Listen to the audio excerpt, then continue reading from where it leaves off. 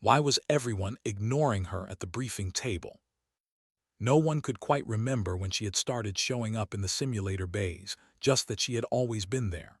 Quiet, invisible, moving like a shadow between consoles, her gray coveralls blending into the walls of the Naval War College's Aegis Command simulator. To the cadets, she was part of the background noise. The hum of power conduits, the soft clatter of keyboards, the faint echo of orders barked by instructors. But that morning, something shifted. "You don't belong here, old woman." The words cracked through the air like a whip, cutting through the steady rhythm of the simulator floor. Dozens of cadets turned. The voice belonged to Cadet Lieutenant Commander Jackson Price, the Academy's golden boy.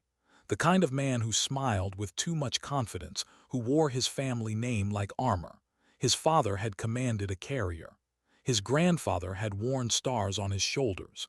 He thought destiny had already written his future. Now he stood tall at the center of the simulator deck, hands clasped behind his back, his voice dripping venom. "This is a place for warriors, not museum pieces." Laughter followed, cruel, nervous, unthinking. The kind that spreads like fire in a room where no one wants to be the one who doesn't join in. She didn't react. The woman in gray simply kept her eyes on the glowing amber code scrolling across a secondary diagnostic panel.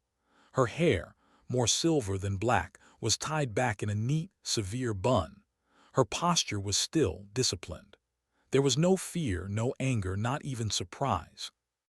Jackson smirked, mistaking her silence for weakness. Then he did something that would haunt him for the rest of his life. He spat. The saliva landed on her sleeve, an act as deliberate as it was cruel. And the laughter died. Every sound in the massive, high-ceilinged room vanished at once. Even the hum of the equipment seemed to fade beneath the weight of that silence. Dozens of eyes turned toward her. The woman's hand hovered midair, still above the console. She looked at the mark on her sleeve, then back to the glowing screen. She didn't move, didn't even flinch. Up in the observation deck behind the one-way polarized glass, Captain Marcus Thorne watched with his jaw tightening. He knew arrogance when he saw it. He'd been a cadet once too. But this was something else. His gaze shifted from the young officer puffed up with pride to the small, quiet figure below. There was something in her stance, something that didn't fit. The way her feet were planted, perfectly balanced. The way her shoulders held, not slumped like a civilian, but squared in the old, familiar readiness of someone who had worn rank once, someone who hadn't forgotten what discipline felt like. Thorne leaned forward, a long-forgotten name brushing the edges of his memory. No, it couldn't be. Down on the floor, the woman finally moved. Slowly, with the precision of ritual, she reached into her pocket and withdrew a small white cloth, immaculate, folded perfectly square. She dabbed at the sleeve once, twice, until the stain was gone. Then, without a glance toward her tormentor, she folded the cloth again, returned it to her pocket, and resumed typing. Click, click, click. The rhythmic sound of keys tapping against the silence was deafening. Jackson Price blinked, unsure how to respond to someone who wouldn't play the game he'd started. His smirk faltered. A bead of sweat traced the edge of his temple. He opened his mouth to say something else, to reclaim the laughter, but before he could, the world changed. The simulator lights dimmed. Then everything bathed in blood-red glow.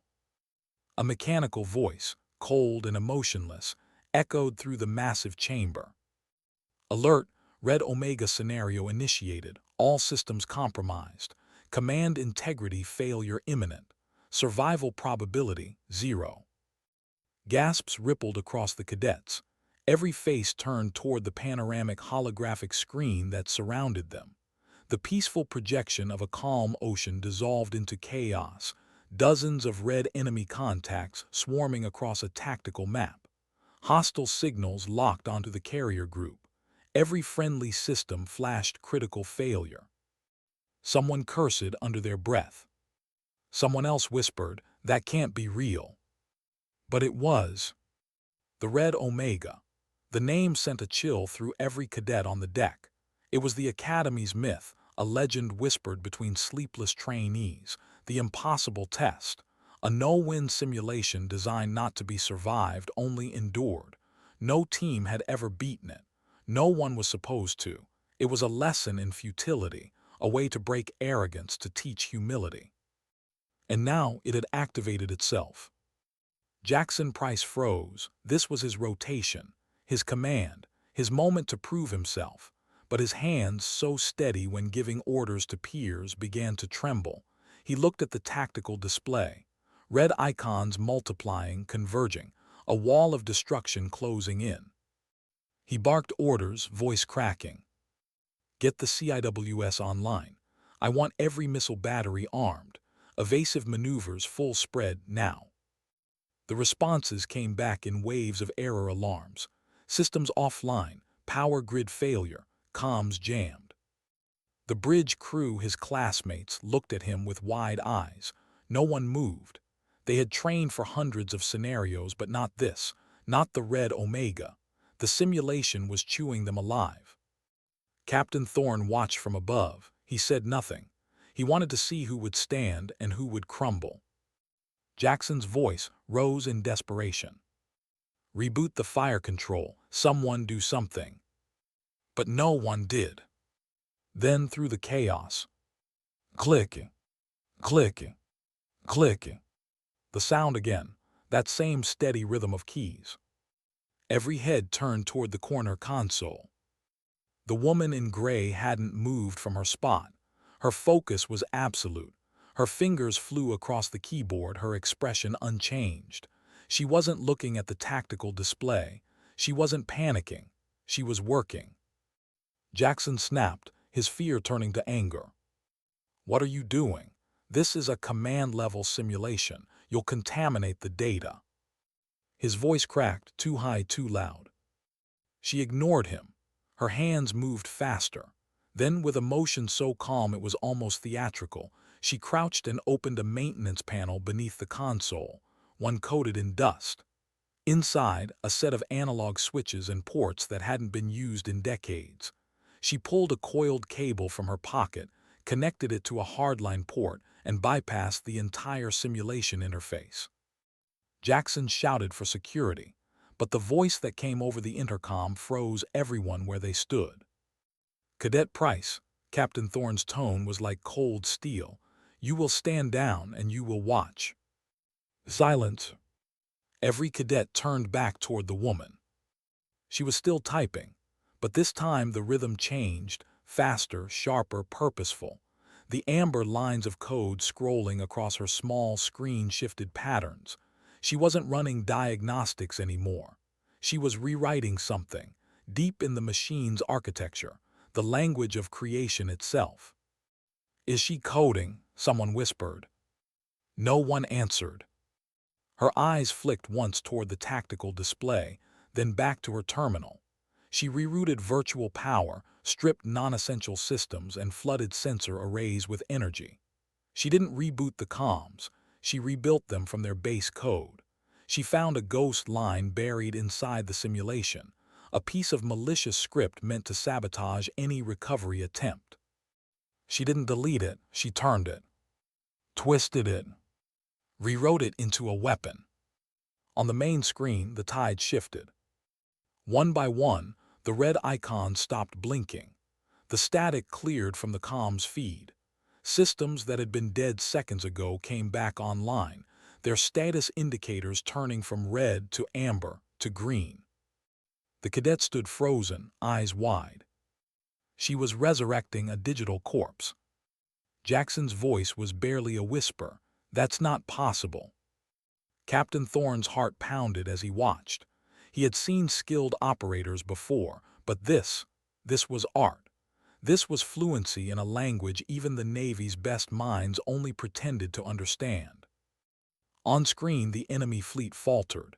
Their formation broke. Their targeting signatures vanished. The room held its breath. Then, a single green line appeared across the holographic display, one perfect firing solution, calculated to perfection. A heartbeat later, The entire simulation froze.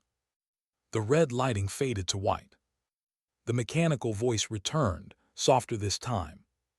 Scenario override detected. Success. Survival probability 100%. The silence that followed was absolute. No one moved, no one breathed. The woman withdrew her cable, coiled it neatly, and tucked it back into her pocket. She closed the dusty panel, wiped her hands once against her coveralls, and returned to her original task, as if she just finished fixing a power relay. Jackson Price stood like a ghost, staring at the glowing green word success on the display. The red Omega had been defeated. The unwinnable scenario won. Captain Thorne rose from his seat, his chest tight. He knew now. He remembered, and his pulse quickened with both awe and guilt. He turned toward the control room door and walked out. The sound of his boots echoed down the stairs and across the simulator deck until he stood face to face with the woman. Every cadet straightened to attention. Jackson's mouth opened, but no words came. The captain's gaze didn't waver. He stopped in front of her, shoulders squared, and for a long, breathless moment they simply looked at each other. His eyes were sharp, hers steady, a silent recognition between two old soldiers who had seen too much. Then slowly, Captain Thorne snapped to rigid attention. He raised his hand in a salute, so sharp it cut through the room like a blade. His voice, when he spoke, carried the full weight of the institution. "Admiral Evelyn Hayes," he said, his tone filled with reverence. "On behalf of the United States Naval War College, I offer my sincerest apologies for the conditions of your inspection, ma'am." The world seemed to stop. Dozens of cadets froze, their minds refusing to process the words. "Admiral." The woman, Admiral Hayes, simply gave a small nod, calm, detached. Her silence said more than any speech ever could. Jackson felt the blood drain from his face. He'd spat on a legend. And for the first time in his life, he understood what power truly looked like. It didn't shout. It didn't need to. It simply was. For a long moment, no one moved. The air itself seemed frozen, heavy with disbelief. The woman they'd mocked, the one they'd dismissed as a cleaner, was standing motionless before a room full of cadets, and their commanding officer was saluting her. Admiral Evelyn Hayes. The name rippled through the crowd like a shockwave. Captain Thorne's salute held steady, arm locked, his jaw set in reverent stillness. The only sound in the room was the low hum of the deactivated simulator and the slow, uneven breathing of 100 cadets realizing they just witnessed their entire worldview collapse. Then the captain spoke again, his voice no longer a command, but something deeper. "For the past 3 years," he began, each word deliberate, slow, and cold, "you have been taught the principles of naval warfare. You've studied tactics, command, logistics. You've been told you are the elite, the future of the fleet." He turned slightly, his eyes sweeping across the young faces staring back at him. "Today," he said quietly, "you have been given a lesson that is not in your curriculum." No one dared move. "You've been taught humility," Thorne continued. "You've learned, perhaps the hardest way possible, that arrogance is not leadership and that uniforms do not make warriors. Today, you met the architect of everything you claim to command." A whisper of recognition spread across the room as the name sank in deeper. The Prometheus Project. The combat operating system that ran every ship, every simulation, every piece of tactical software the Navy possessed. Its architect was supposed to have retired years ago, disappeared into classified programs, far from cadet drills and simulation bays. But she was here, and she'd been here all along. Thorne gestured to the main display, still glowing with the impossible word, success. "The red Omega scenario," he said, "was never designed for you. It's not a test of tactical ability, it's a test of the Prometheus system itself. It's unwinnable. No admiral, no AI, no command team has ever survived it, until today." He turned his gaze back to her. because no one before today was foolish enough to run it while its creator was in the room.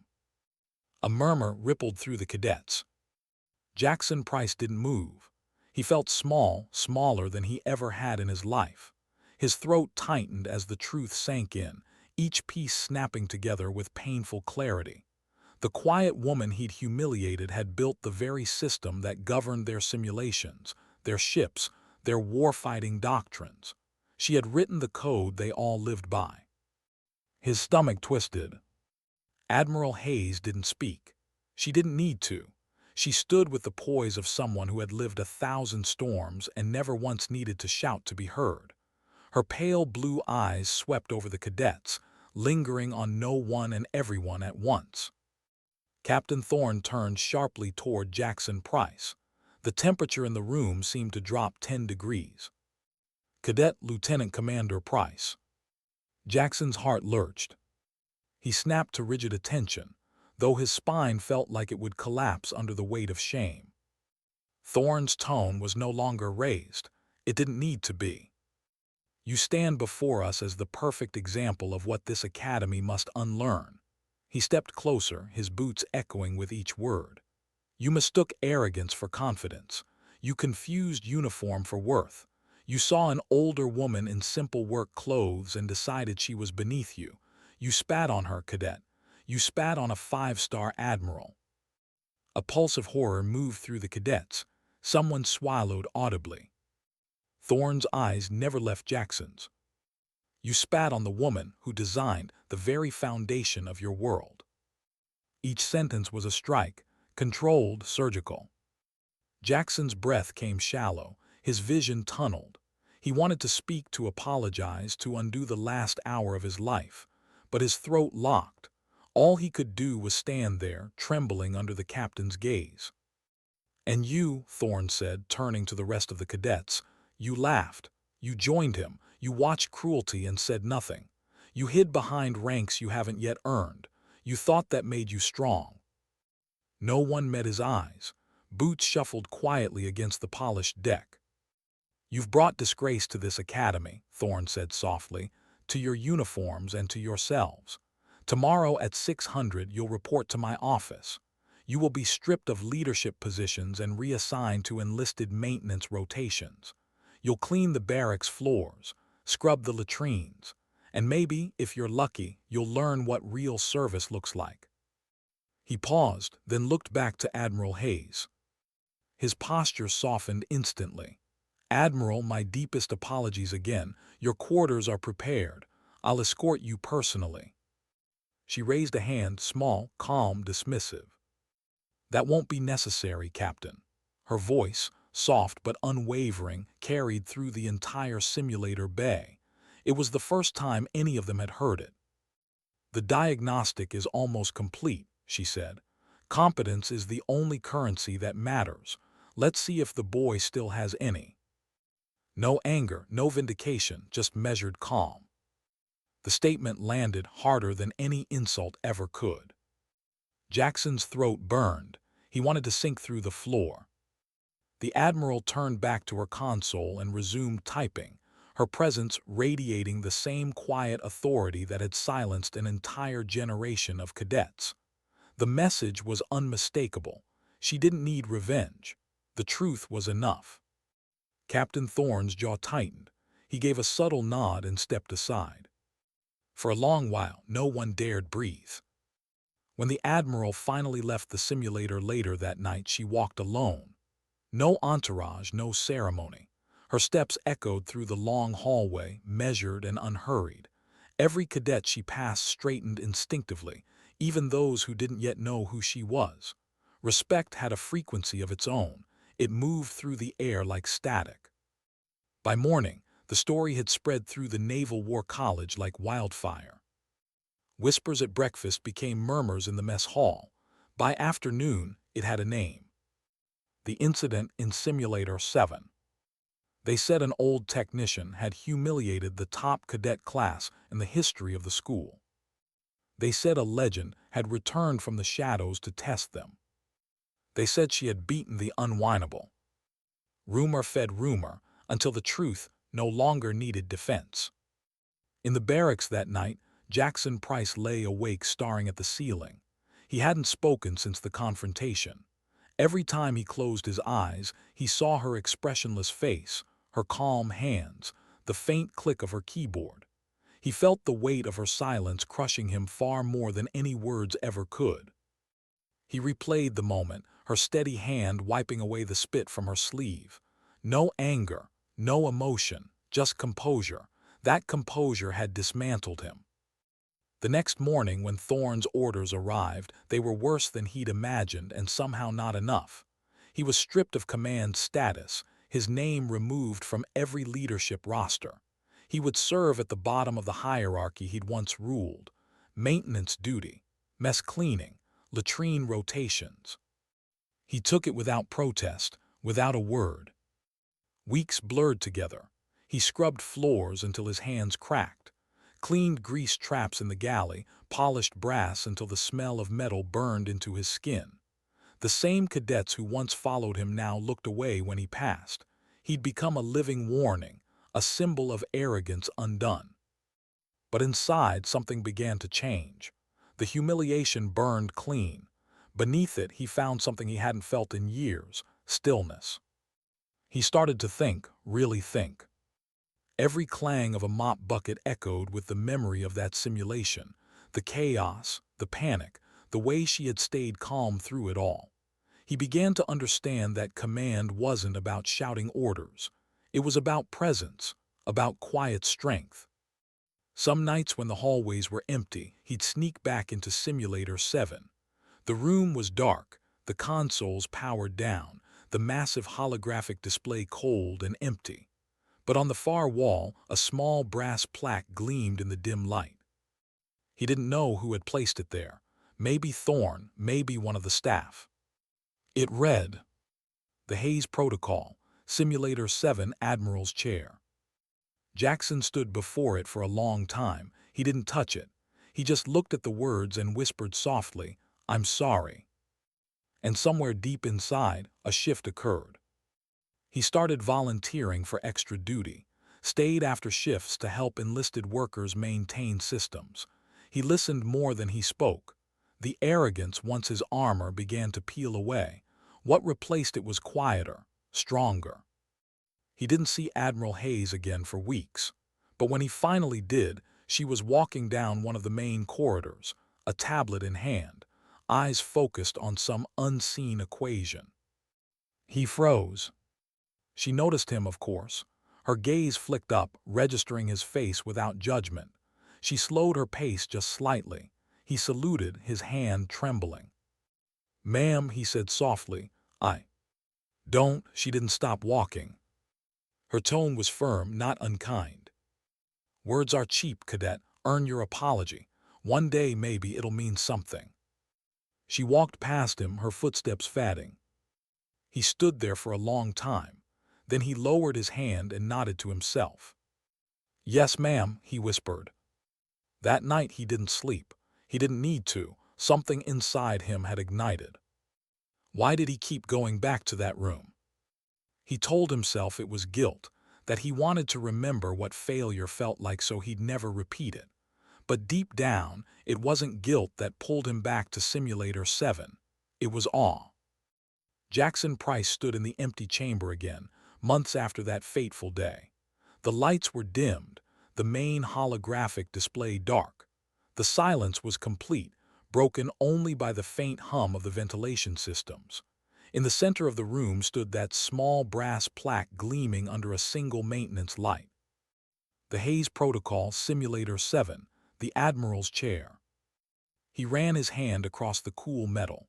His reflection stared back at him from its polished surface. A reflection that didn't look the same anymore. The arrogance was gone. The hair at his temples was a little shorter, the lines under his eyes a little deeper. The Academy's golden boy had been replaced by something quieter, something humbler. His punishment was still ongoing. Maintenance, logistics, menial repair. He'd been stripped of every privilege, but for the first time he didn't resent it. Each day he worked beside the people he used to ignore. The enlisted engineers, the custodial crew, the civilian contractors. They taught him things the academy never had. The right way to clean a sensor array. The value of precision over pride. The quiet satisfaction of doing something right even when no one noticed.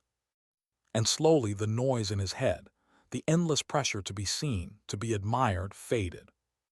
There were nights he would sit alone in the mess hall, listening to the low hum of the base at rest.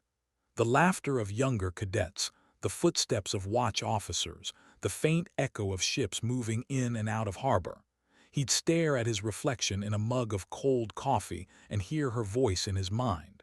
Competence is the only currency that matters. He didn't understand it that day, but now it was starting to mean something. He found himself studying the Prometheus system, the one she had built. Every manual, every log, every fragment of archived code he could get access to. The architecture was beautiful, terrifyingly beautiful. There was elegance in it, a logic that transcended the mechanical. The way it learned, the way it adapted. It was less like programming and more like poetry. He wanted to understand it, not to prove himself this time, but because it mattered, because she had written it. One night, weeks later, he was in the auxiliary lab, hunched over a terminal long after curfew. Lines of code flickered across the screen, the glow painting his face pale blue. He wasn't supposed to be there, but curiosity had become his quiet rebellion. He didn't hear the footsteps until they were close. Cadet Price. His heart jumped. He turned, half expecting Captain Thorne's icy stare. Instead, he froze. It was her. Admiral Evelyn Hayes stood in the doorway, hands clasped behind her back. She wasn't in coveralls anymore, but a simple duty uniform, the 5 silver stars at her collar gleaming faintly under the light. Her expression was unreadable. He rose to his feet instantly. "Ma'am, I—" "Relax," she said softly, stepping into the room. "If I intended to discipline you, I would have brought security." He blinked. "I was just learning," she finished for him. Her gaze moved to the screen. Prometheus subroutine architecture. He nodded once, swallowing hard. "I've been trying to understand how it adapts to unsolvable scenarios." Her eyes flicked to him. "And what have you found?" "That it doesn't," he said quietly. "It doesn't adapt. It redefines the problem until it finds a solvable form. It changes the question." For the first time, he thought he saw something like approval flicker behind her calm eyes. "That's correct," she said. "Most people never see that." He hesitated, then asked softly, "Why did you design it that way?" She looked at the code for a long time before answering. "Because wars aren't won by following instructions," she said. "They're won by people who can think when everything collapses." Her tone wasn't boastful. It was reflective, almost sad. She stepped closer to the console, her fingers brushing the edge of the keyboard. Prometheus wasn't designed to make decisions. It was designed to understand humans who do. He frowned slightly. "You mean it learns from failure?" Her lips curved in a faint, almost imperceptible smile. "Exactly." For a few seconds, the only sound was the hum of the terminal. Then she looked directly at him. "Tell me, Cadet, what did you learn from yours?" The question hit like a physical blow. He opened his mouth, but nothing came. His chest tightened. The images came flooding back. The laughter, the spit, her silence, the red light of the simulator. "I learned," he said finally, his voice low, "that silence can be louder than shouting." A faint nod. "Go on." "That I thought leadership meant being followed," he continued, his words gathering weight. "That confidence was power, but it's not. It's service. It's control over yourself." Her gaze softened slightly. "And I learned," he added quietly, "that I didn't deserve the uniform I was wearing. Not then." Hayes studied him, eyes like pale glass, reflecting everything, revealing nothing. Then she turned back to the screen, typed a command, and the code froze. The room dimmed. "You remind me of someone," she said at last. "A young officer on my first ship. Brilliant, impatient, certain of his own importance. He died in the South China Sea before he ever realized that no one wins alone. Her voice broke slightly on that last word, just enough for him to notice. He didn't know what to say, so he said nothing. After a moment, she straightened and faced him again. The first step in fixing a flawed system, Cadet, is admitting the flaw exists. That applies to people too. He nodded, "Yes, ma'am." Her expression softened into something almost human. "Good, now go get some sleep. You'll need it." She turned to leave, but he couldn't stop himself. "Ma'am." She paused at the door. "I just want to say thank you for not ending my career." She looked at him for a long moment, then said quietly, "A ruined career teaches nothing. A rebuilt one teaches everything." And then she was gone. The door hissed shut, leaving him in the glow of the screen alone again, but not the same. From that night on, something shifted permanently. He worked harder than anyone else. He volunteered for every shift, every mission simulator, every maintenance operation. He didn't care who noticed. He didn't need to be seen anymore. He just needed to be better. The other cadets noticed. The whispers started again, but this time they were different, respectful, quiet. "Price changed," they said. "He doesn't talk much now, but he gets things done." Captain Thorne noticed, too. He didn't praise him.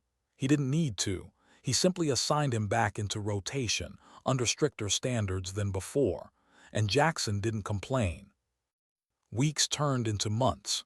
His uniform began to fit him again, not because of rank or pride, but because he'd earned the weight it carried. And then, one morning, he found himself standing again in Simulator 7, this time not as a humiliated cadet, but as part of a new training exercise. He wasn't in command. He was assigned to support a young ensign who was running the scenario. The ensign's hands shook on the console. Sweat beaded his forehead. I can't find the breach in the defense grid, sir," the young man stammered. "I've checked every subroutine."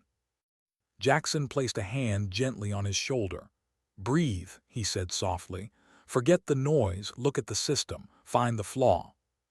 The ensign blinked, looked back at the screen, and slowly began to focus. Thorne watched from the observation deck. A rare, faint smile crossed his face. The transformation was complete. Later that day, Jackson received a short message delivered to his terminal. No signature, no header, just one line of text.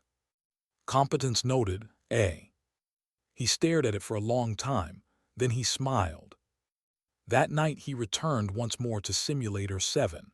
The lights were low, the brass plaque glinting in the dark. He placed his hand over it and whispered, "I understand now." Outside, rain whispered against the glass.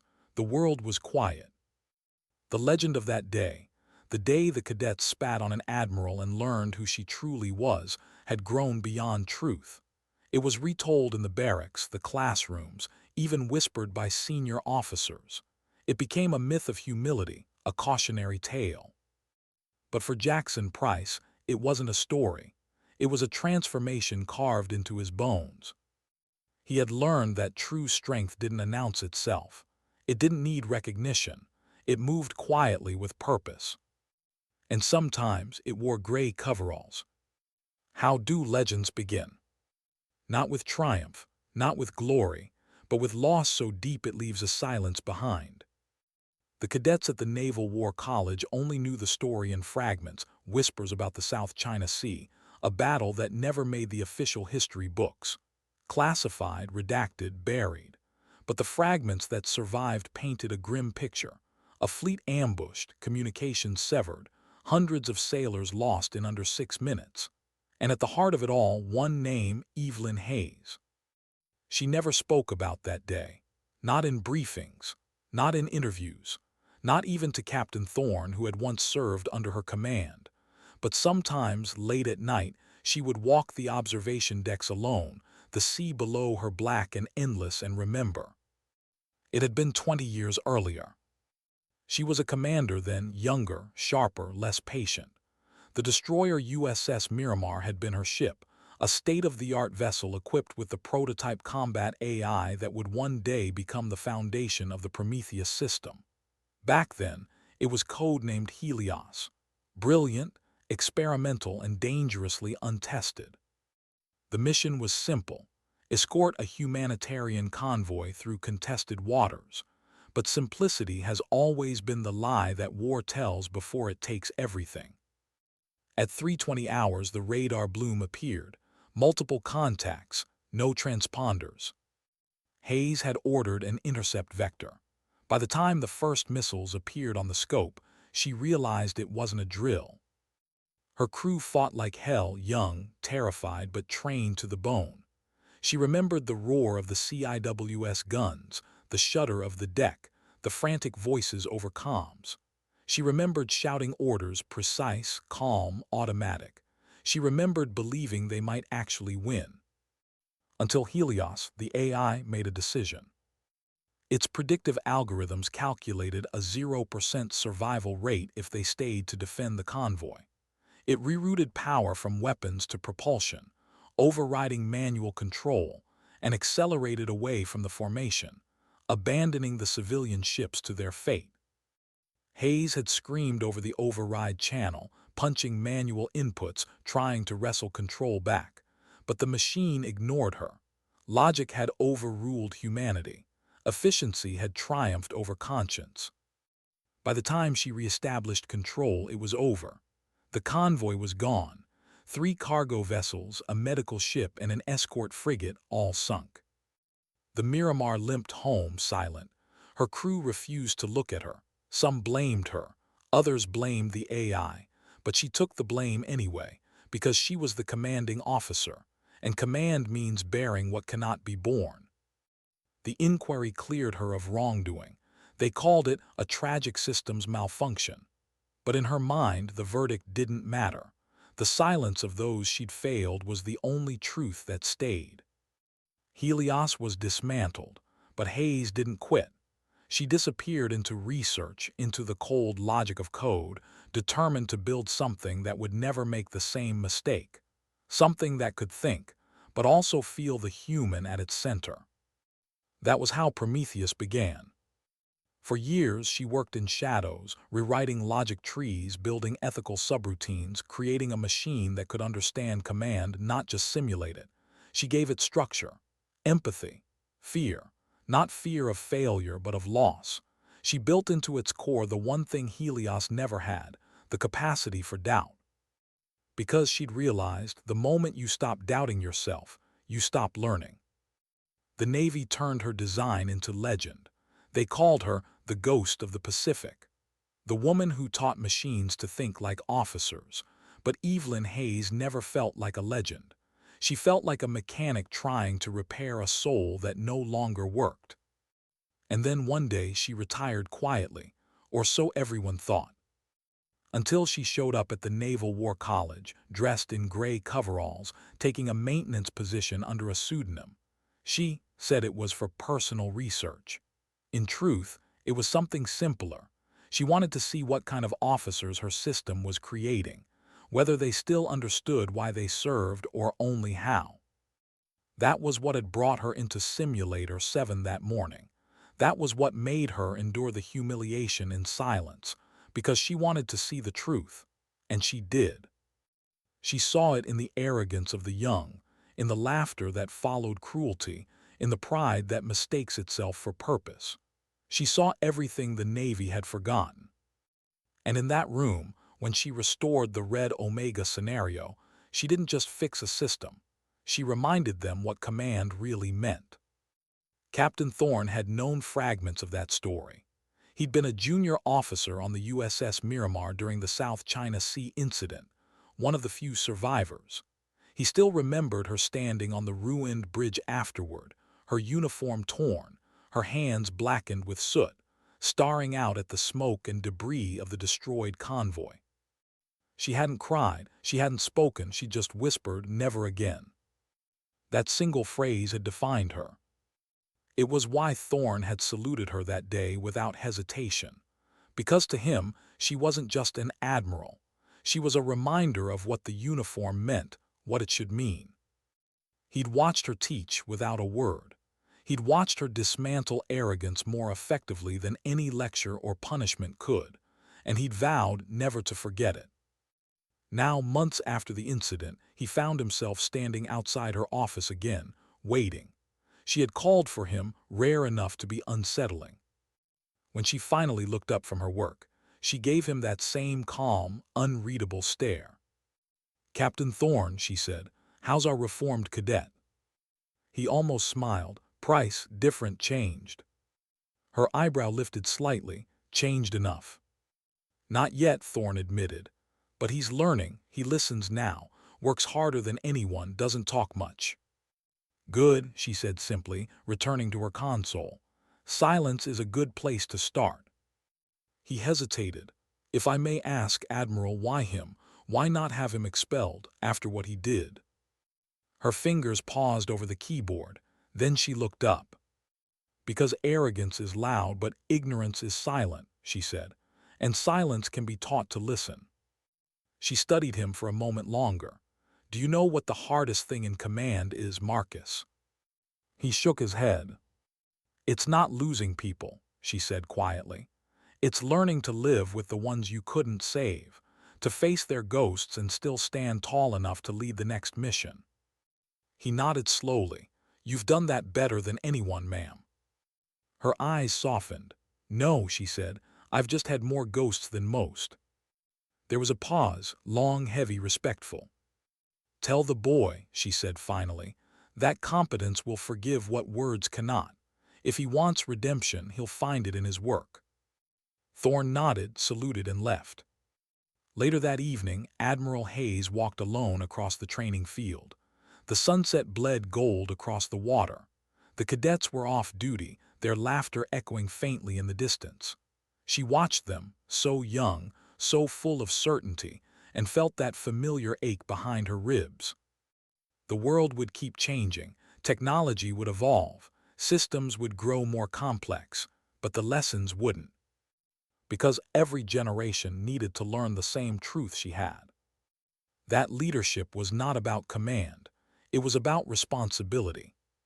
She closed her eyes and heard the faint echo of the past, the alarms, the explosions, the voices calling for orders that came too late. She exhaled slowly, letting the memories drift away like smoke. When she opened her eyes again, she saw Jackson Price walking across the field toward the barracks, head bowed, uniform immaculate. He didn't see her, but she saw the weight he carried, the quiet dignity of someone who'd learned to listen. And for the first time in years, she allowed herself a small, private smile. Maybe, she thought, the future was still in good hands. The following week, during an officers' assembly, Captain Thorne stood before the newest class of cadets. Behind him, the massive display showed the words, "Simulator 7, the Admiral's chair." He told them the story, not the classified version, the real one, about arrogance, silence, and redemption, about a woman who had been spat on and said nothing, who had written the system that defined their entire fleet, who had shown them that humility, not pride, is the mark of true strength. He ended the story with a line that none of them ever forgot. "Remember this sometimes, the person cleaning your console once commanded a fleet, so watch how you treat people." In the back row, Jackson Price sat silently. He didn't move, didn't smile, but his heart swelled with quiet gratitude. Because now the legend wasn't just hers, it was everyone's. That night, Admiral Hayes wrote her final report before returning to Washington. Her concluding line was simple. "Prometheus update complete. Cadet behavioral recalibration successful. Lesson: humility remains the strongest safeguard against systemic failure." She saved the document, powered down the console, and looked out at the dark sea one last time. In the glass reflection, she saw her own face, older now, marked by years and losses. But behind her eyes something still burned, the will that had carried her through failure, disgrace, and silence. A quiet strength that had outlived pride and turned pain into purpose. Because in the end, dignity doesn't shout. It doesn't demand to be seen. It simply acts and lets the world remember. How long does it take for a lesson to become a legend? At the Naval War College, it happened overnight. The story of Simulator 7 burned through the halls like fire through dry timber. Every cadet, every officer, every instructor knew the tale, or their version of it. The details shifted with each retelling. Some said the woman had hacked the entire simulation with a single keystroke. Others claimed she'd rewritten the system code by memory alone. But one truth never changed. The woman they'd mocked was Admiral Evelyn Hayes, and she'd beaten the unwinnable. They called it the Hayes Protocol. It wasn't written down anywhere. It wasn't part of the syllabus, but it lived in every whispered conversation, every respectful glance at the gray coveralls she once wore. It became a quiet code among cadets, a reminder to think before you spoke, to look twice at the people you overlooked, to listen before you judged. The effect was slow but undeniable. Where arrogance once strutted, humility now walked quietly. The young officers began to watch the staff with a new kind of attention, cautious, uncertain, respectful. The groundskeeper sweeping the quad, the technician cleaning the solar arrays, the woman running logistics. Any of them could be someone who had commanded fleets, written doctrines, or saved lives. The walls of the academy no longer echoed with laughter at weakness. They carried silence, a silence born of reflection. And at the center of that change was Jackson Price. His punishment had long since ended, but he hadn't asked for reinstatement. He didn't need to. The academy had begun asking him for things instead: help with diagnostics, assistance in simulations, advice for younger cadets struggling under pressure. He never lectured, never boasted. He just listened. And when he spoke, his words carried weight born not from authority, but from experience. They started calling him Iron Price, not for his will, but for the quiet discipline that never bent, never broke. One day, Captain Thorne summoned him to his office. The room smelled of old coffee and sea salt. Sunlight poured through the reinforced glass, cutting across the rows of commendations on the wall. Thorne was reading a report, his posture as rigid as always. "Cadet Price," he said without looking up, "you've been reassigned." Price stood at attention. "Sir."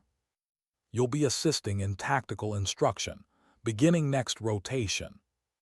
He hesitated. "With respect, sir, I'm not qualified." Thorne's gaze lifted, pinning him in place. "Neither was I when I started teaching. That's why we learn." A pause, then a faint, almost imperceptible smile.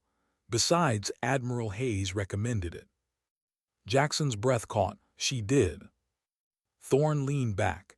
In her final assessment before departing, she said, and I quote, "He's learning to listen." That's as close to a blessing as you'll ever get from her. He swallowed hard, trying to hide the emotion rising in his chest. "Thank you, sir." Thorne nodded once. "Don't thank me, earn it." Dismissed. Outside, the air smelled like rain. Jackson took a long breath and looked up at the academy's banners fluttering above the parade grounds. For the first time in years, he didn't feel like he was chasing a rank. He felt like he was chasing meaning. A week later, his first class began. The cadets were young, wide-eyed, sharp-tongued, the kind who thought courage came from defiance. He saw himself in them, the same pride, the same impatience, the same blind confidence.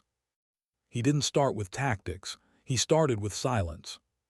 He walked into the simulator bay, the same one that had broken him, and let the quiet stretch until the cadets began to shift uncomfortably. Then, finally, he asked one question. "What would you do if your system failed?" The answers came quick, rehearsed, mechanical. "Reboot the network. Switch to backup protocol. Reestablish communications."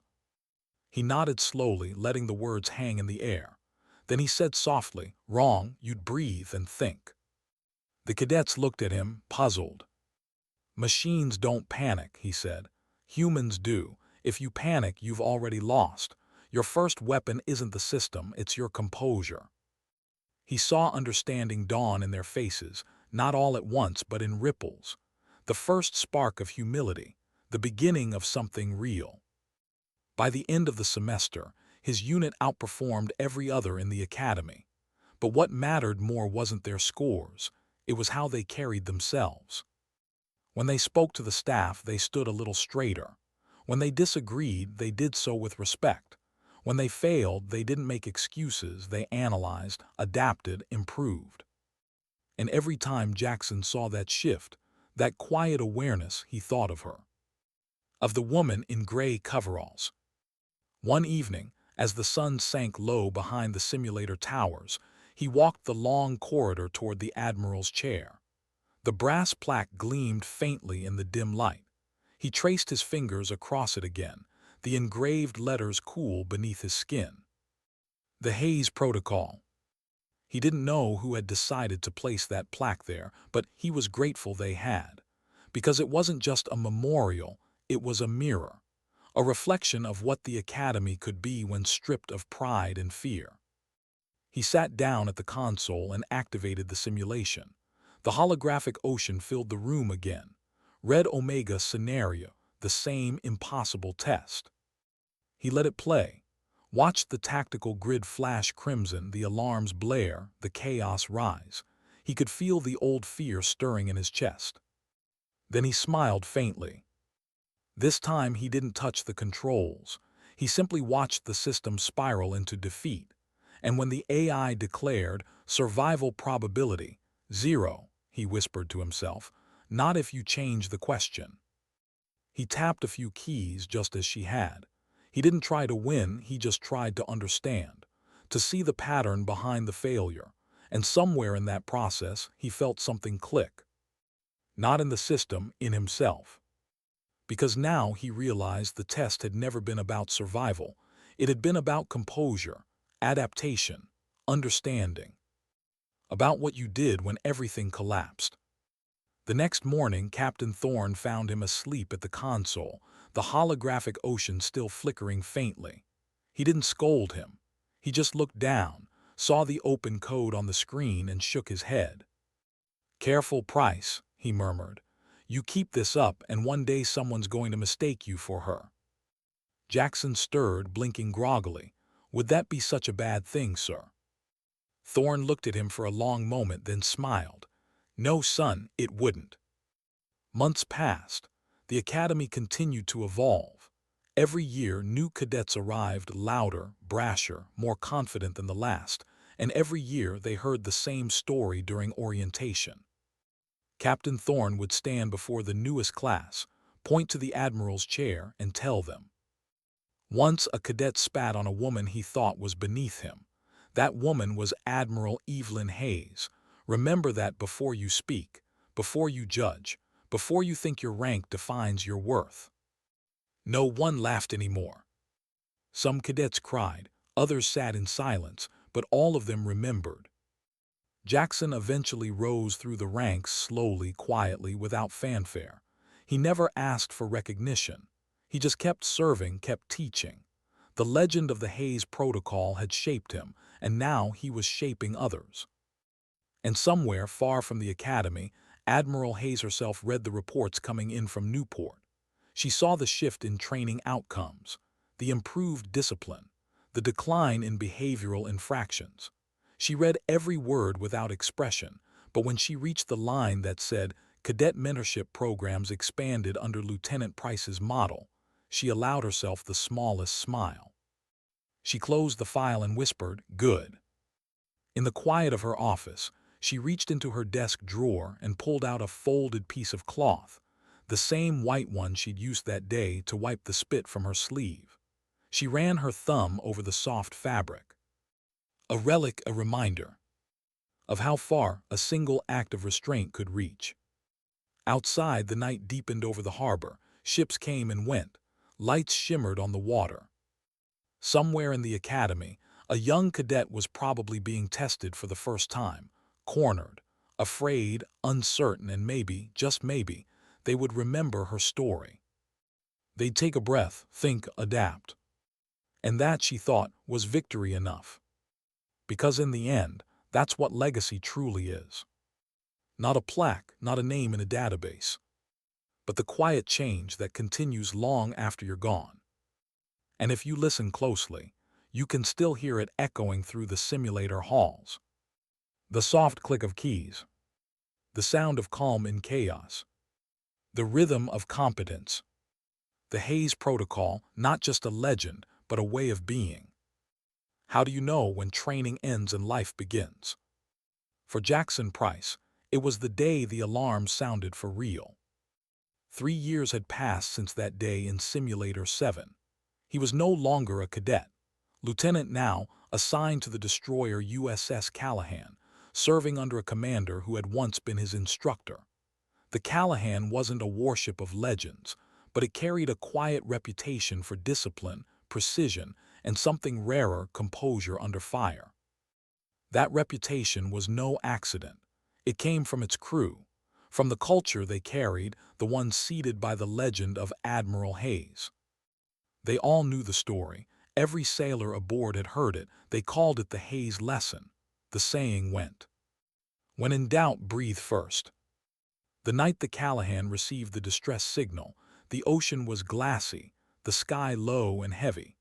A storm was coming, the kind that rolled across the Pacific like a wall of living steel. The message came through garbled, broken by interference, but 3 words were clear enough to freeze the bridge crew where they stood. Convoy under fire. Price felt the old chill creep into his bones. The words echoed like ghosts. The coordinates matched a humanitarian fleet, medical ships, supply carriers, traveling through a supposedly secure corridor. The exact kind of mission Hayes had once lost. The silence that followed was suffocating. Then Commander Ruiz, a pragmatic, by-the-book officer, turned to him. "Lieutenant, navigation, plot intercept course." "Aye, sir." Price's hands moved automatically, inputting vectors, adjusting for weather interference. But under the calm of his motions, his mind raced. He could almost hear her voice, calm, deliberate, sharp as glass. "Competence is the only currency that matters." "Helm, bring us around. Tactical, get Prometheus online," Ruiz ordered. Prometheus, Hayes's creation, the system that had replaced Helios.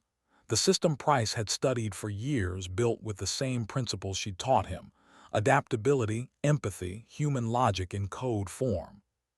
The ship's AI activated, its synthetic voice calm and clear. Prometheus online, tactical assessment initializing. Within seconds, the screen bloomed red: hostiles, closing fast. Ruiz cursed softly. "They're jamming our comms, multiple attack vectors. They knew this route was open." The tactical officer, Ensign Lee, turned pale. "Sir, if we move in at this speed, we'll expose our flank." Ruiz looked at Price. "Recommendations?" For a moment, Jackson hesitated. His training screamed to act by protocol: flank defense, cover, delay. But another voice, quieter and older, whispered behind it. Hayes's voice. "Wars aren't won by following instructions. They're won by those who can think when everything collapses." He looked at the data again, at the weather readings, the power lines, the sensor bleed from the storm. Then it hit him. "Sir, we can use the storm," he said. Ruiz frowned. "Explain." "If we route our approach through the eastern front of the weather cell, we can mask our radar signature. Prometheus can use the electromagnetic noise to mimic environmental interference. We'll be invisible for at least 8 minutes. Ruiz studied him. "You're suggesting we run blind into a hurricane?" Price nodded once. "Yes, sir." Silence, then finally Ruiz gave a small, grim smile. "Do it." Within minutes, the Callahan plunged into the storm. Rain battered the deck, lightning split the sky, and the bridge was awash in blue light. Every alarm screamed, but beneath the chaos, the crew moved like a single organism, efficient, focused, calm. "Prometheus, feed manual inputs to helm control," Price ordered. "Affirmative." The ship groaned against the waves as it accelerated, sensors flickering between static and ghost readings. The radar was blind. The human eye was useless. But the system still whispered faint data, not enough to see, just enough to feel. 2 minutes to contact zone, the navigator called out. Maintain course, Price said softly. No lights, no comms. The storm roared louder, drowning everything. Then faintly, through the interference, a voice crackled over the radio, weak, distant, terrified. This is Mercy Age Ship Horizon. We are hit, taking on water, need assistance, please, anyone. Price's chest tightened. The last time a convoy had sent that same call, no one had come. Vector lock on that signal, Ruiz barked. Tactical grid disrupted, Ensign Lee shouted. Enemy drones are using the interference to hide. Prometheus, Price said quietly. Override passive scan. Give me raw data, all of it. Warning, accuracy degradation estimated at 92%. Recommend abort. Do it anyway. The screen filled with static. For a moment it was chaos. Then slowly the pattern emerged, not in clarity but in rhythm. Price leaned closer. The interference wasn't random. It was pulsing, repeating at precise intervals. It was communication. The enemy was coordinating through the storm, using frequency spikes as signal bursts. He felt the click in his mind, that same quiet moment of understanding Hayes had once described. Sir, he said, they're talking through the weather. What? Ruiz asked. They're bouncing encrypted bursts through the lightning's M spikes. It's synchronized. That's how they're staying in formation. Ruiz's eyes widened. Can you break it? Price stared at the screen, the storm flickering like fire across the holographic map. Then he remembered what she'd done, the day she turned the enemy's virus into a weapon. Yes, sir, he whispered. We can. He moved fast, his fingers a blur on the console. He rerouted the ship's communications array, synced the frequencies, then flipped the system's polarity. The bursts inverted. The enemy's signals, once synchronized, now fed back into their own network. Prometheus confirmed. Foreign signal integrity compromised. Enemy formations destabilizing. One by one, the red icons on the tactical map flickered out. Confused, disoriented. Ruiz stared at him. What did you just do? I didn't fight them, Price said quietly. I changed the question. Within minutes, the Callahan broke through the storm wall, and there they were. The convoy, 3 ships listing, 1 on fire, but alive. Medical teams to launch bay, Ruiz shouted. All hands stand by for rescue operations. The Callahan's crew moved with practiced precision. Lifeboats were deployed, med teams dispatched. The radio filled with voices, desperate, relieved, human. And Price just stood there, rain dripping from his hair, watching the blinking dots on the radar turn green one by one. It was over. And for the first time in his career, he understood what it meant to command. Later, when the chaos settled, Ruiz approached him quietly. You saved them, he said. Price shook his head. We saved them. Prometheus saved them. Admiral Hayes saved them. She built this system to think like us and to remind us to think like her. Ruiz studied him. You ever meet her? Price smiled faintly. Once didn't go well. Ruiz chuckled softly. She'd be proud of you, Lieutenant. Price looked out at the ocean, his reflection merging with the dark waves. I hope so, sir, but I think she'd say pride's the wrong word. Then what word would she use? He thought about it, the silence stretched. Then he said softly, competence. Back at the Naval War College, weeks later, the news of the Callahan's mission spread like wildfire. They said a young officer had used the Prometheus system in a way even its engineers hadn't predicted. They said he'd saved an entire fleet by thinking beyond the parameters. They said he'd done it without a single shot fired. When the official report reached Washington, it landed on the desk of one retired admiral. Evelyn Hayes read every line slowly. The mission data, the storm interference, the communications inversion, the tactical outcome. At the bottom of the report, she saw a familiar phrase written in the summary. Lieutenant Jackson Price demonstrated adaptive command consistent with the Hayes Protocol. She leaned back in her chair. Her hands trembled slightly. She whispered to herself. He listened. On her desk sat the folded white cloth, still spotless after all these years. She picked it up, held it for a moment, and then placed it gently atop the mission report. Her eyes lifted to the window, where the night sky was streaked with stars. Somewhere out there, ships were still moving through dark waters, young officers making impossible decisions, quiet hands holding the world steady. And she smiled. Because maybe, just maybe, the ghosts had finally been laid to rest. Legacy isn't about who remembers your name. It's about who remembers your lesson. And out there in the middle of the storm, a once arrogant cadet had carried hers into the future, not with noise, not with pride, but with quiet, deliberate competence. Because some lessons don't end with the teacher. They begin there. She hadn't expected to see him again. Not in person, not after all these years. But the Navy has a way of closing circles. Admiral Evelyn Hayes stood at the edge of the pier, the wind off the Atlantic sharp and cold. Around her, the base bustled with ceremony, banners snapping, uniforms gleaming, salutes echoing like drumbeats. But she stood apart, her gray coat flaring in the breeze, eyes on the horizon. The ocean always felt the same, endless, indifferent. It didn't care about medals or rank or the myths people built to survive it. It swallowed everyone equally, fools and heroes alike. Today was supposed to be her last day in uniform.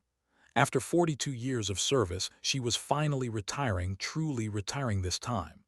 The speech was done, the papers signed, the applause fading. All that remained was the quiet afterward, when the world moves on and the silence sets in. She'd chosen not to attend her own farewell dinner. Speeches tired her. Empty praise tired her even more. She preferred the docks where things were simpler. The smell of salt, the groan of steel, the sound of waves against hulls. She was about to leave when she heard footsteps behind her. Permission to come aboard, Admiral.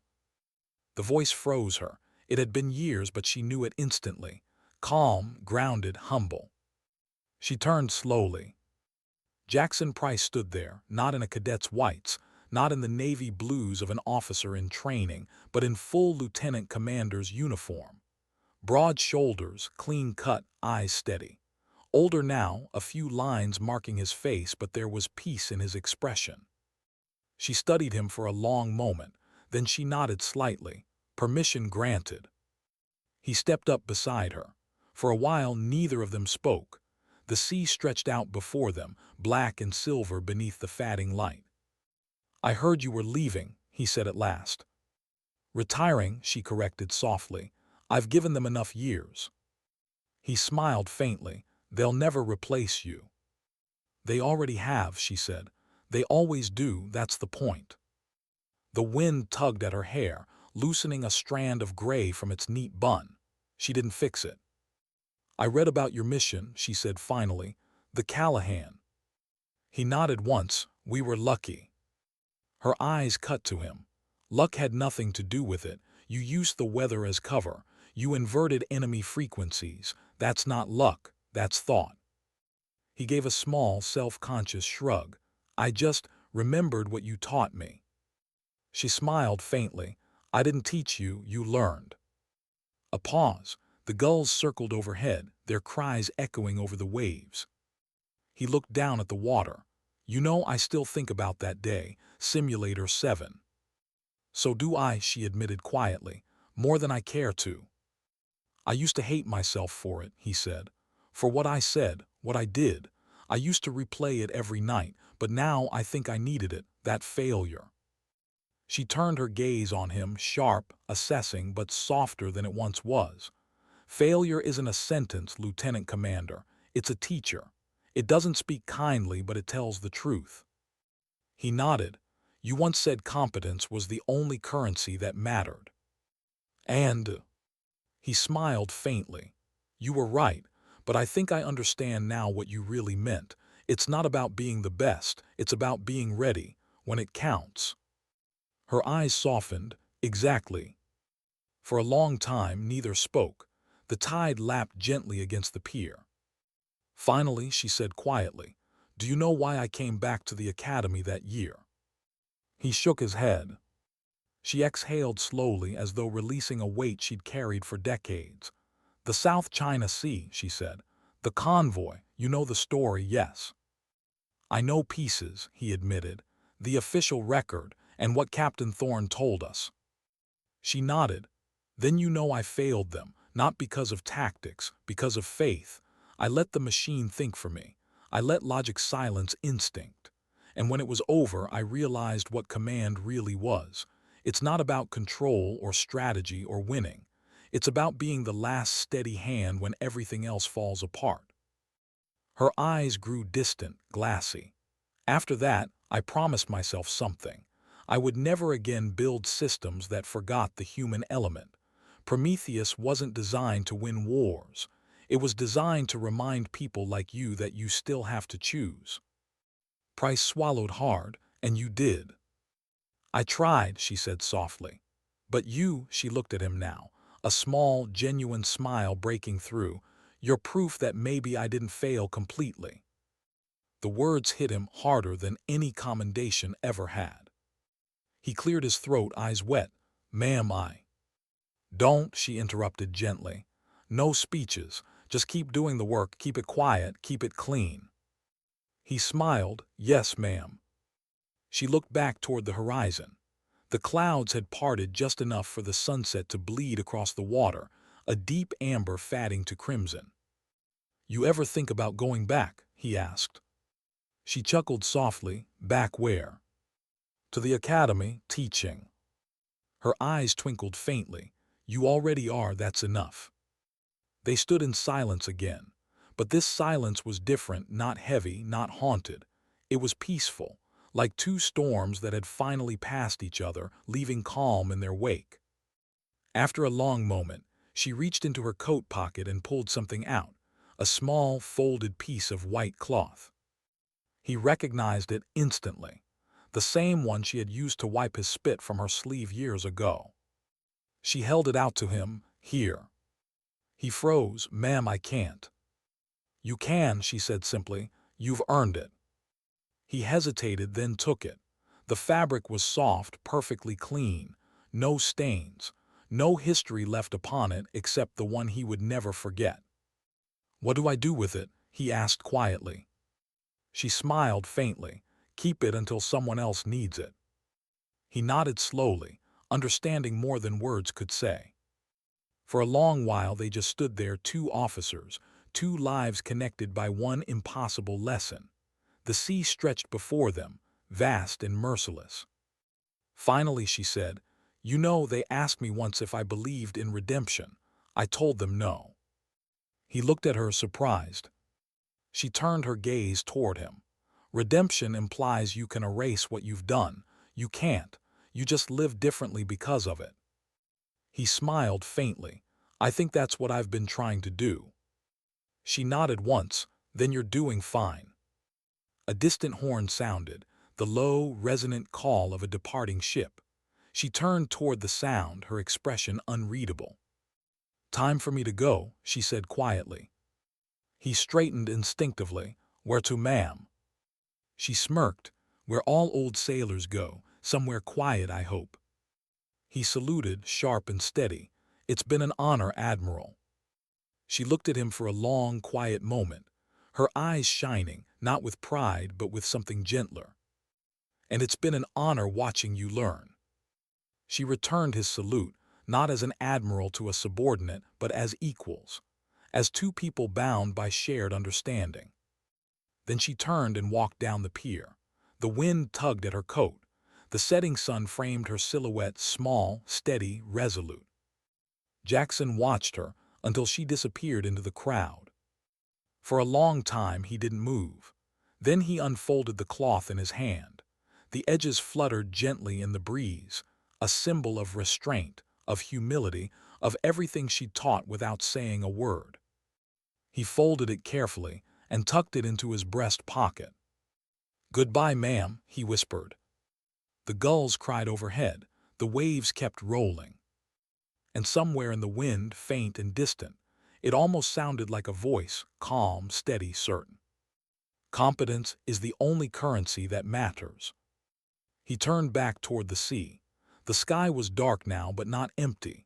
Stars began to pierce the horizon, quiet, patient, endless.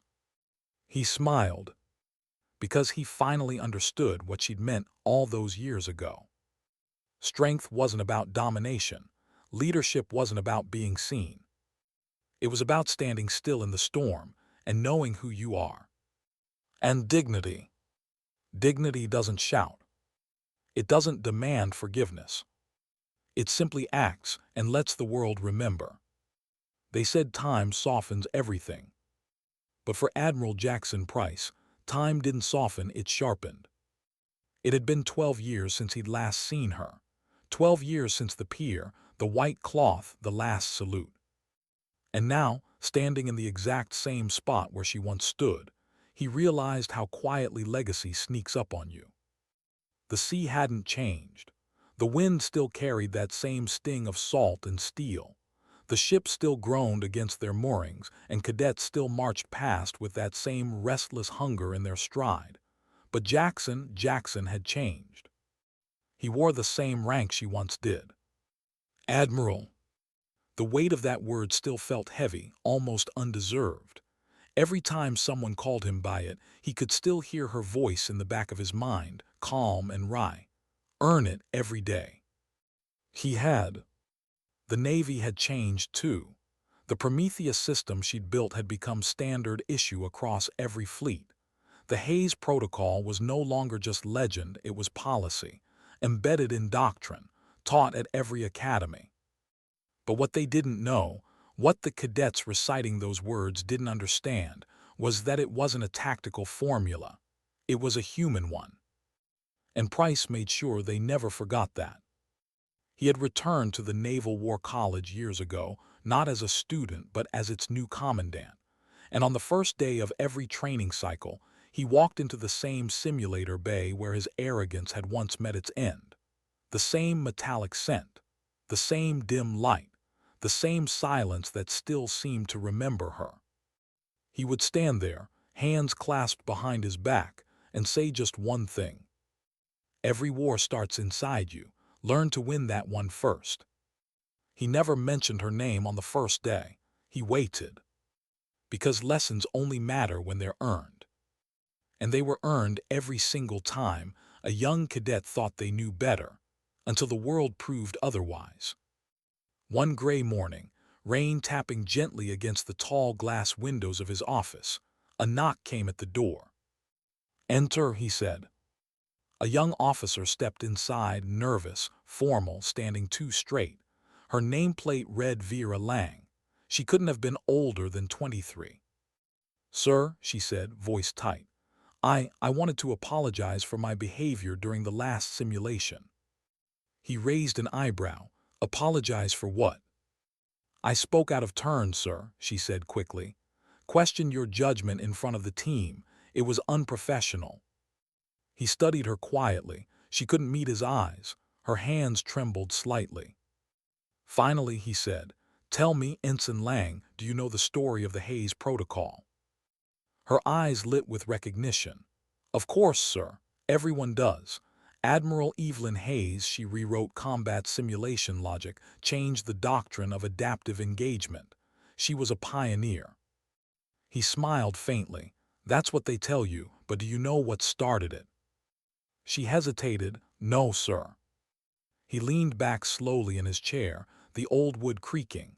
"It started because someone spat on her." Her head snapped up, shocked. "Sir." "Cadets," he said quietly, "mocked her, humiliated her, didn't know who she was, and she didn't fight back. She didn't lecture them, she just wiped it away and proved them wrong." Lang stood frozen, unsure if he was joking. "She taught me everything I know," he continued. Not with words, but with silence. That's what leadership is. You don't have to be loud to be strong. He let the words hang for a long moment before adding, "So, no, you don't owe me an apology. You owe yourself one. Because you doubted, and doubt means you still care."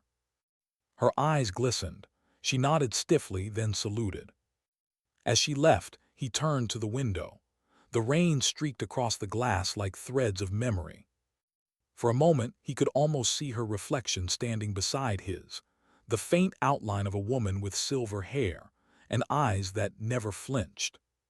"Keep it quiet, keep it clean."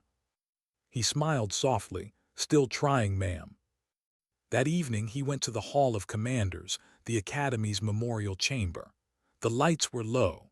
Each wall bore the names of admirals, captains, and heroes, but in the far corner on a simple brass plaque was hers. Admiral Evylyn Hays. For valor in thought, restraint in command, and humanity in all things. Below it sat a glass case, inside the white cloth. He'd returned it years ago, the day he'd made Admiral. It didn't belong to him. It belonged here, where cadets would see it and wonder what story it carried. He often came here at night when the halls were empty and stood before it in silence. Not to pray, not to mourn, just to remember.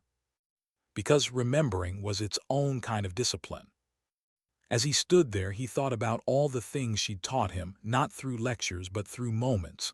The pause before a decision, the breath before a word, the choice to act with control, not impulse. He thought about the convoy she lost and the one he saved, the simulator that broke him and the command that built him, the spit, the silence, the redemption. And he realized something. All along, she hadn't just been teaching him. She'd been teaching the Navy how to be human again. Years later, they would call it the Hays Doctrine. A philosophy, not a commandment. A creed passed down quietly from one generation to the next. Competence over pride. Calm over noise. Action over anger. Every new officer learned it. Every ship carried it.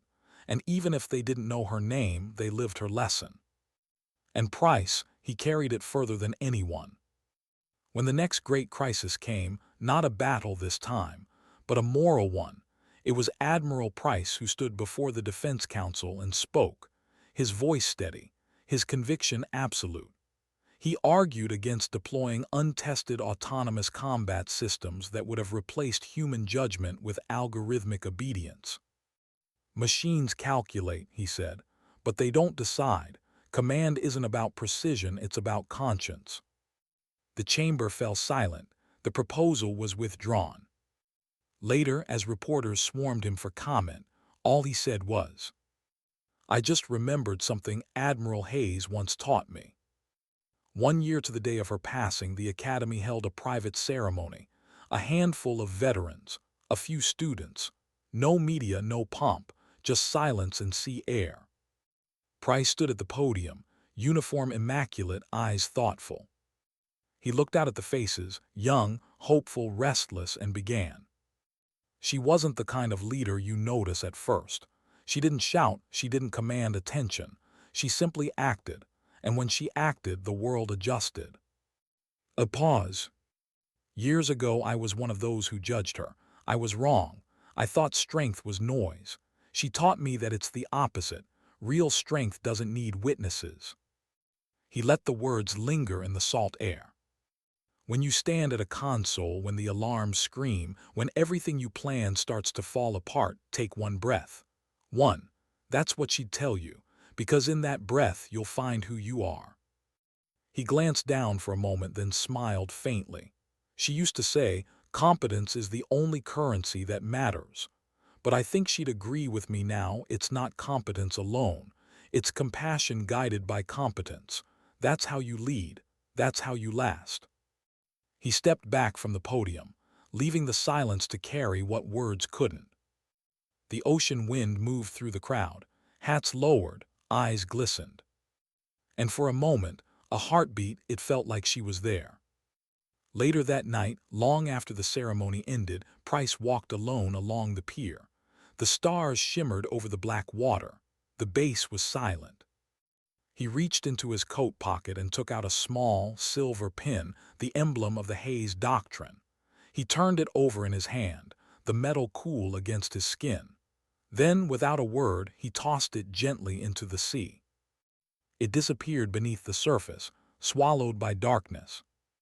He smiled because that's where it belonged, not in museums, not in doctrine, but out there alive, untamed, moving with the currents. He looked up at the stars one last time. "Rest easy, Admiral," he whispered. "We've got it from here." The wind stirred, soft and cold.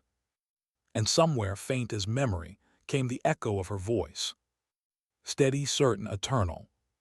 Dignity doesn't speak, it simply acts. Because in the end, that's what she left behind. Not a legacy carved in stone, but a lesson that lived in every choice, every act of restraint, every quiet moment of courage. The cadets who once laughed were gone. The machine she built still served. The Navy endured stronger, wiser, quieter. And through it all, her story remained, not because it was told, but because it was lived. The cloth, the silence, the calm before chaos. They were no longer hers alone. They belonged to all who chose to lead not with power, but with purpose. And as the sea swallowed the night, Admiral Jackson Price turned and walked away, not as a man haunted by the past, but as the keeper of its lesson.